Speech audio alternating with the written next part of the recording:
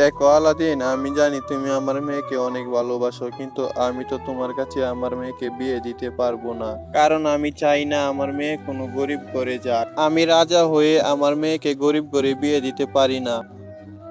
কিন্তু মহারাজ, আমি জিন্নিকে অনেক ভালোবাসি, তাকে ছাড়া আমি থাকতে পারবো না। মহারাজ, এমনটা করবেন না, আপনার মেয়েও আমাকে অনেক ভালোবাসে, আমরা দুইজন দুজনকে আলাদা করে দিবেন না প্লিজ। আমি জিন্নিকে ছাড়া থাকতে পারবো না। দেখো আলাদিন, তুমি যদি জিন্নিকে বিবাহ করতে চাও তাহলে তোমাকে বড়লোক হতে হবে। আমি রাজা হয়ে কি করে পারবো তোমার মতো গরিব ঘরের ছেলের হাতে আমার মেয়েকে তুলে দিতে? তোমাকে আমি 2 মাসের সময় দিচ্ছি, 2 মাসের ভিতর তুমি বড়লোক হয়ে দেখাও। আর তুমি যদি 2 মাসের ভিতর বড়লোক না হতে পারো তাহলে আমার মেয়ে জিন্নিকে অন্য কোথাও বিয়ে দিয়ে দেব। এছাড়া আমার হাতে আর কোনো উপায় নেই আলাদিন। না মহারাজ, এটা হতে পারে না, আমার জিন্নিকে দরকার, আমি জিন্নিকে ছাড়া থাকতে পারবো না। আপনি যেহেতু আমাকে 2 মাস সময় দিয়েছেন, এই 2 মাসের ভিতর আমি বড়লোক হয়ে দেখাবো। আমি যাচ্ছি মহারাজ, আমার জন্য দোয়া কইরেন, আর আমি আসা পর্যন্ত আমার জিন্নিকে দেখে রাখেন। মহারাজ, আমি আসছি, বেঁচে থাকলে আবার দেখা হবে। এইরকম কথা বলে তখন আলাদিন বাসা থেকে বেরিয়ে আসলো। আলাদিন তার পালিত জিনের কাছে চলে আসলো। আচ্ছা জিন, তুমি কি জানো কিভাবে বড়লোক হওয়া যায়? আমাকে অনেক বড়লোক হতে হবে। আমি বড়লোক না হলে আমি আমার প্রিয় মানুষটাকে হারাবো, তাই আমাকে বড়লোক হতে হবে। তুমি বলে দাও আমি কিভাবে বড়লোক হব। আমাকে মহারাজ মাত্র 2 মাসের সময় দিয়েছে, এই 2 মাসের ভেতর আমাকে অনেক বড়লোক হতে হবে।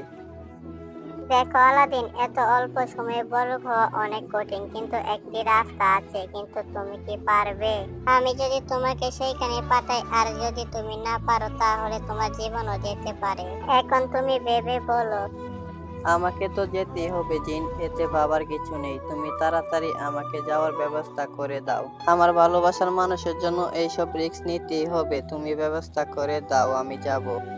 ঠিক আছে আলাদিন, এই নাও ম্যাজিক্যাল মাদুর। এই মাদুরে বসে তুমি যেতে পারবে হীরার রাজ্যে। কিন্তু আলাদিন, সেইখানে শোনা আছে তুমি একটু লোভ করবে না। ওইখানের মন্ত্রী আসবে, মন্ত্রী এসে তোমাকে 3টি দাদা জিজ্ঞেস করবে। তুমি যদি 3টি দাদার উত্তর দিতে পারো তাহলে ও তোমাকে হিরে দিয়ে দিবে। আর সাবধান আলাদিন, বলেও তুমি ওই দাদার ভুল উত্তর দেবে না। যদি ভুল উত্তর দাও তাহলে তোমাকে সাথে সাথে মেরে ফেলবে। যা করার একটু সাবধানে ভালোভাবে চিন্তা ভাবনা করে করবে। ওকে জিন, আমাকে নিয়ে তুমি চিন্তা করো না, আমাকে ফিরে আসতেই হবে। আমার ভালোবাসার জন্য হলেও আমাকে ফিরে আসতে হবে। আর তুমি পারলে আমার ভালোবাসার মানুষ জিন্নিকে একটু দেখে রাখো। এইরকম কথা শুনে তখন জিন বলল, আরে আলাদিন, এখন বিপদে আছো তুমি, তুমি সাবধানে যেও। আর একটি কথা আমি বারবার বলে দিচ্ছি, সেইখানে গিয়ে কোনো লোভ করবে না।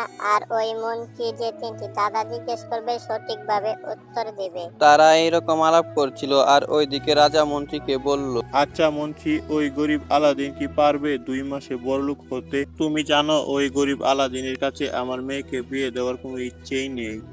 মহারাজ, আপনি কোনো চিন্তা করবেন না, 2 মাসে বড়লোক হওয়া অসম্ভব। আপনি কোথাও শুনেছেন 2 মাসে বড়লোক হতে? আর তাছাড়া ও গরিব, ওর তো ট্যালেন্টও নেই।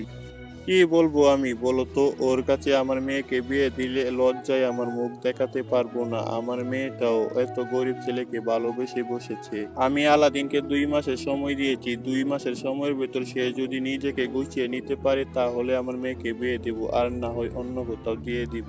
দেখেন মহারাজ, আলাদিনও ভালো ছেলে, যদি সে 2 মাসের ভিতর নিজেকে গুছিয়ে নিতে পারে তাহলে আলাদিনকে বিয়ে দিন আপনার মেয়েকে। এছাড়া আলাদিনের মা বাপ কেউ নয়, তাকে ঘর জামাই রেখে দিতে পারবে। রাজা ও মন্ত্রী এরকম আলাপ করছিল, কিন্তু ওইদিকে রাজকন্যা খবর পেয়ে অনেক কান্না করছিল।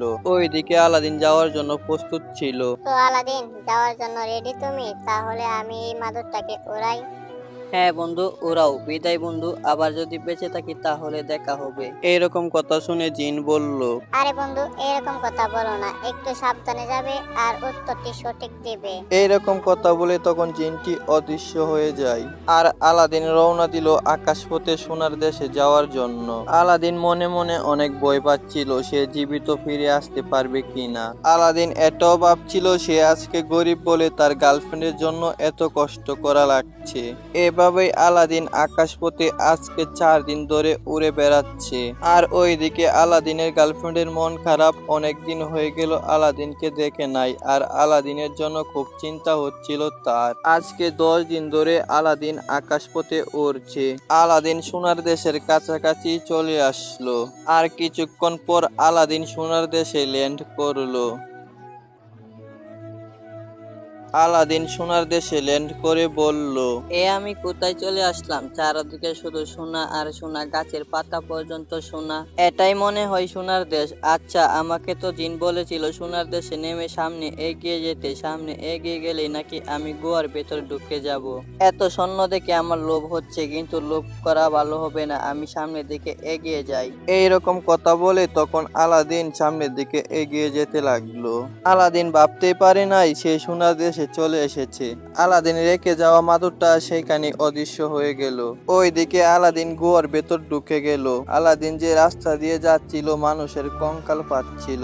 আলাদিন গুহার ভেতরের রাস্তা দিয়ে যত এগিয়ে যাচ্ছিল আস্তে আস্তে স্বর্ণ রূপা এইসব দেখা দিচ্ছিল। কিন্তু আলাদিন এইসবে লোভ না করে আস্তে আস্তে হেঁটে সে সেই জায়গায় পৌঁছে গেল। আলাদিন সেই জায়গায় পৌঁছে সে চারদিকে শুধু সোনার মোহর দেখতে পেল।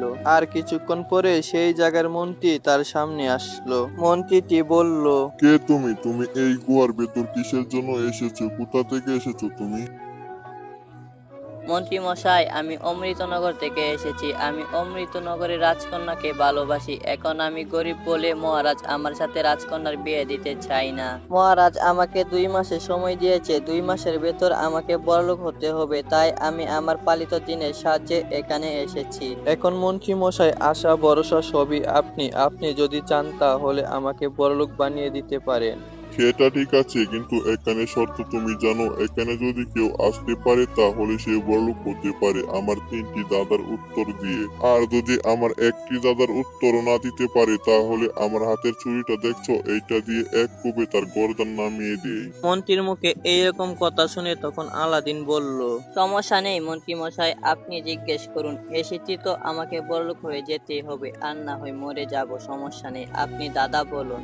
ওকে আলাদিন, ঠিক আছে, তোমার প্রথম দাদা বলো তো, কে সকালে মাথা হারায় কিন্তু রাত হলেই তা ফিরে পায়? এই দাদাটি শুনে আলাদিন একটু ভাবলো আর ভেবে বলল, মন্ত্রী মশাই, এই দাদাটির উত্তর হবে বালিশ। ইয়েস আলাদিন, তুমি একেবারে ঠিক বলেছো। তুমি প্রথম দাদা পাস করে গেছো।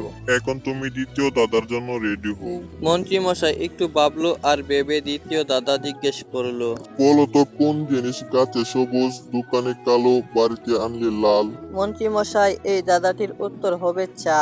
ইয়েস আলাদিন, একেবারে সঠিক বলেছো। এবার তুমি 3 নাম্বার দাদার উত্তর দাও। বলো তো আলাদিন, মানুষ কখন নিজের গালে চড় মারে? মন্ত্রী মশাই, এটা তো আরো বেশি সহজ। মানুষের গালে যখন মশা বসে তখনই সে তার নিজের গালে চড় মারে। ইয়েস আলাদিন, একেবারে ঠিক বলেছো। আমি তোমার উপরে অনেক খুশি হয়েছি, কারণ তুমি 3টা দাদার উত্তর দিয়েছো। এই নাও তোমার উপহার। এইরকম কথা বলার সাথে সাথে সেইখানে লাল একটি থলি আসলো। আর আলাদিন তার নিজের পুরস্কার পেয়ে মন্ত্রী মশাইকে ধন্যবাদ জানিয়ে তখন সে রওনা দিয়ে দেয় তার নিজের দেশে ফিরে আসার জন্য। এবার আলাদিন অনেক খুশি ছিল। এবার মহারাজ তার সাথে রাজকন্যার বিয়ে দেওয়ার জন্য না করতে পারবে না। তাই আলাদিন সোনার রাজ্য থেকে সরাসরি এসে মহারাজের রাজপ্রাসাদে চলে গেল। আলাদিন রাজপ্রাসাদে গিয়ে হিরে ভর্তি থলিটিকে কেটে মহারাজের সামনে দিল। মহারাজ, আমি আপনার কথা রেখেছি, এবার আপনি আমার কথা রাখুন।